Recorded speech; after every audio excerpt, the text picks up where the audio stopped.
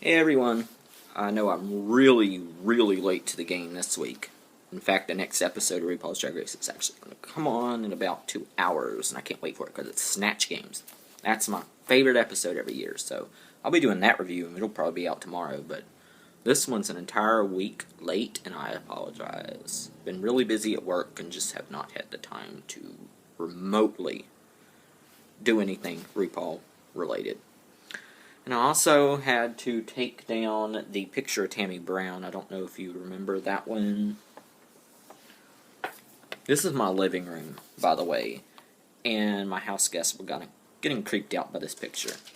So, sorry to say goodbye to Tammy Brown, but people didn't like the fact that I had Tammy Brown and E.T. in my living room. It was really freaking people out. So, have to say goodbye to Tammy Brown. But this week's episode of RuPaul's Drag Race, last week's episode of RuPaul's Drag Race, was called Black Swan, Why It Gotta Be Black? And it was a dancing challenge. And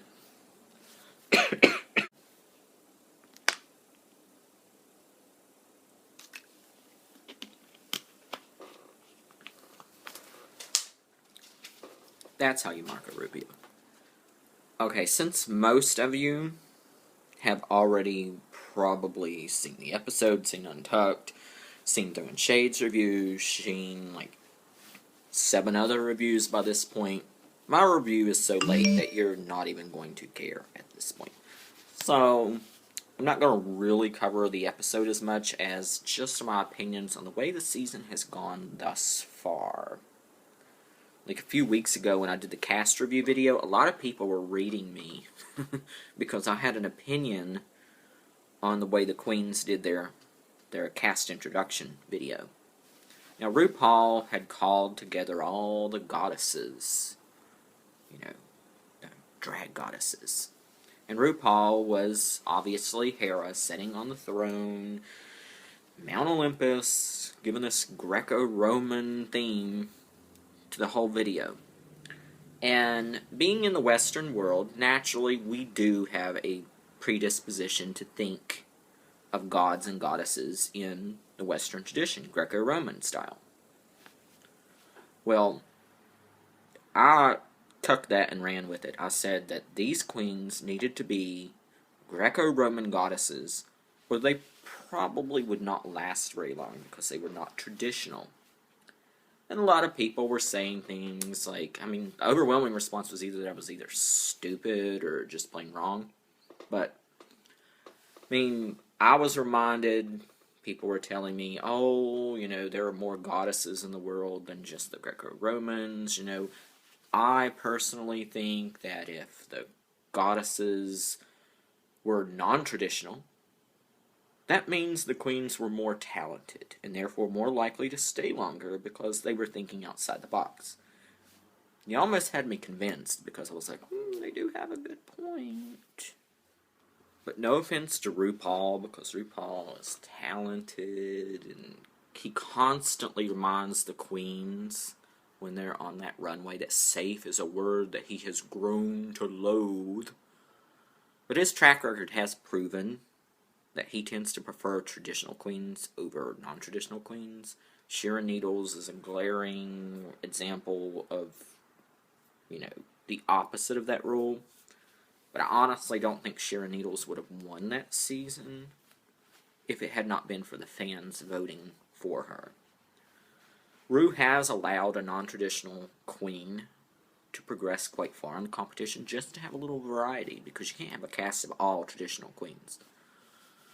But overall, the winners are traditional, and they are not the oddball of the group, the black swan of the group.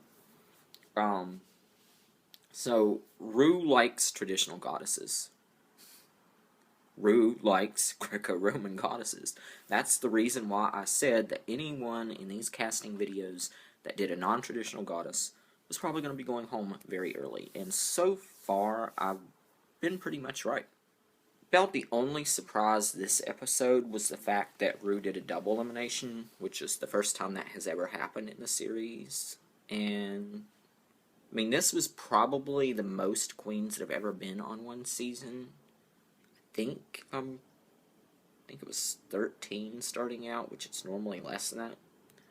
So, I mean, it should have come as no surprise that a double elimination was a possibility, but we weren't really expecting it, at least not this early on in the competition. I liked the double elimination. I'm sure Honey Mahogany didn't, because let's face it, Honey Mahogany would have stayed if it was just a regular elimination. Because Vivian Panay,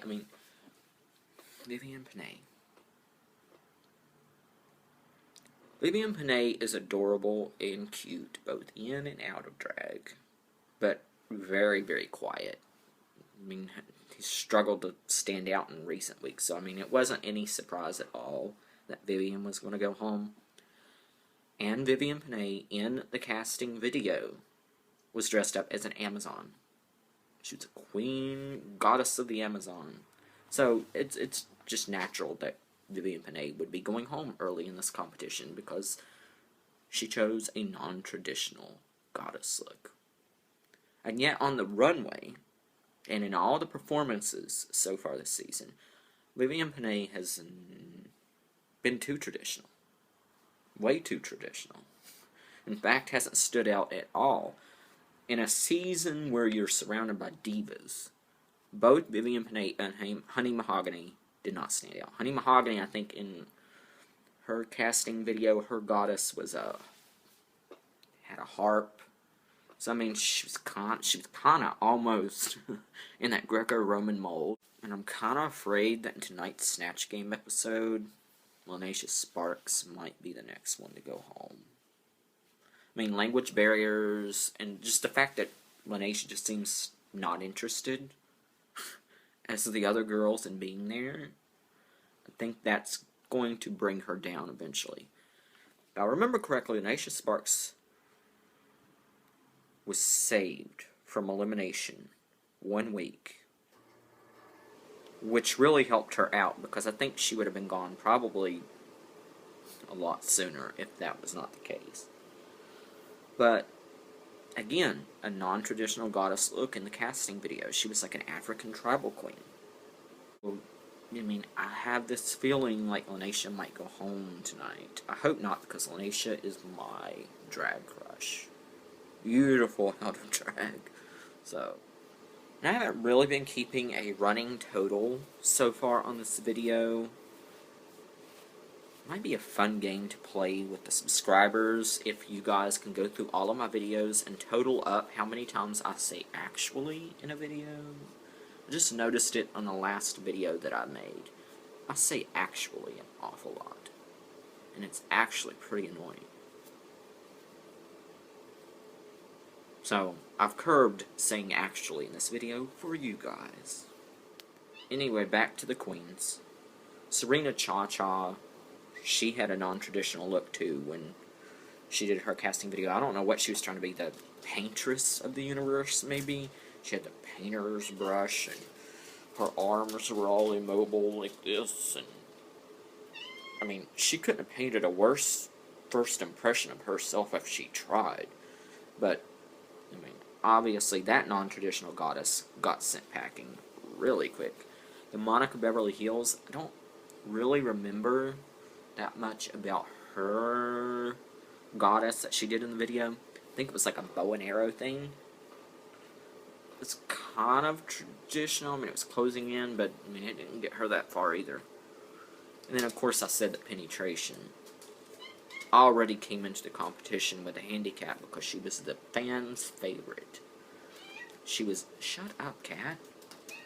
You cannot keep doing that. Every video she has to try to interrupt. But Penetration was the fan favorite to be on the show this year. And we'll remember that Rue sent Pandora Box home week 1 in All Stars when we got to pick who we wanted to be on that season.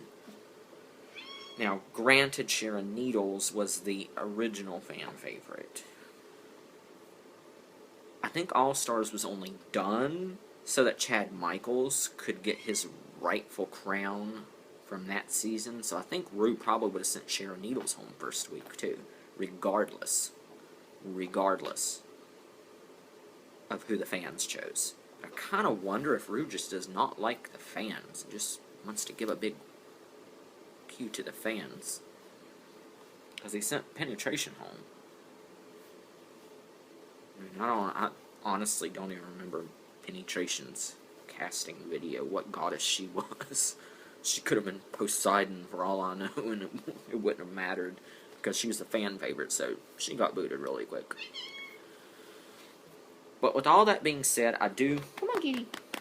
She wants up here, so I'm going to go ahead and let her come up. Say hello to everybody again. No, no, no, no. You want it up here? No, you're going to stay. Stay. Stay, kitty. Okay, ow.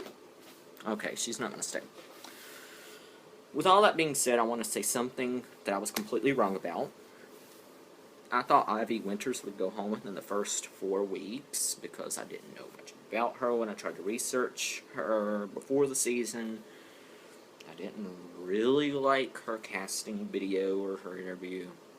I just really didn't know much about her, and I thought for sure that she would go home in the first 4 weeks, but I've actually grown to like her. Damn it, I said actually. Fuck.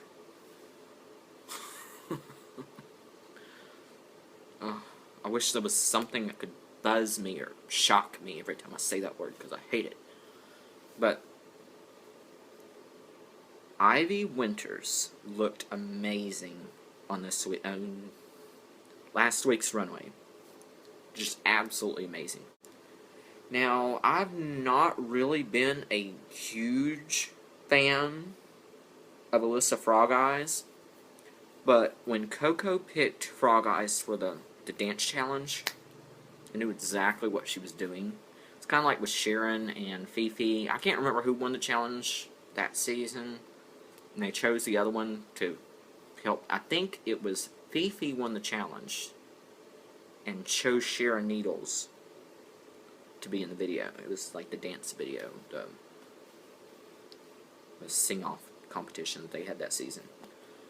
So, I mean, you knew that somewhere along the line they would have to work together, and this was a perfect opportunity because Coco Montrese knows a lot about Alyssa Edwards and knows Alyssa Edwards is a dance instructor. So it was very smart. This did two things. I mean, it definitely showed that Coco Montrese is an absolute genius and that she knows character roles very well. I mean, Rue even had said in the workroom that this challenge was going to be called Black Swan. So she knew that it was going to be a ballet competition. That's right up Alyssa Edwards' lane. So, and Alyssa Edwards, Frog Eyes, she had a chance to really, really stand out for a change and not be overshadowed by some of the other contestants. She did a perfectly choreographed Black Swan. The fact that it was evil Rue, that was just perfect. That was perfect. I really, really started to like Alyssa Edwards this week. And she has immunity from eviction this week. So Coco Montrese is definitely going to have to deal with her for another week. So we know that I could say they're probably going to make it, both of them, into the top 5, maybe? I mean, this is what, episode 5? And we've already had... we're starting to whittle down. That's almost midway through the season. But I'm pretty sure that drama is going to carry on for a few more weeks. Coco Montrese has been faltering a little bit lately, which is unusual. She had to lip sync for her life. That's not very good. But you don't want to be up against Coco Montrese lip syncing for your life, because she does a very, very, very good show. Remember that from Florida. But anyway, that is my short, sweet review for this past week's RuPaul's Drag Race Black Swan. Why you gotta be black? And I will try to get the Snatch Game review out as soon as possible. I'll try to get it out tomorrow. I have to work again in the morning. I hate mornings. I don't do mornings. But of the afternoon, I will definitely do the review, and I'll try to get that uploaded as soon as possible.